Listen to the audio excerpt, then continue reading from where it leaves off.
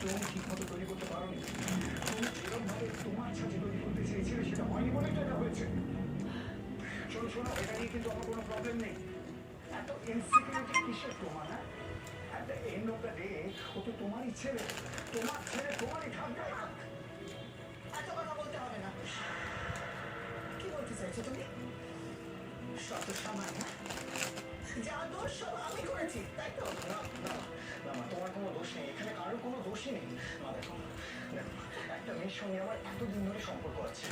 আমি এত এত বছর ধরে বিদেশে ছিলাম, এখন ফিরেছি।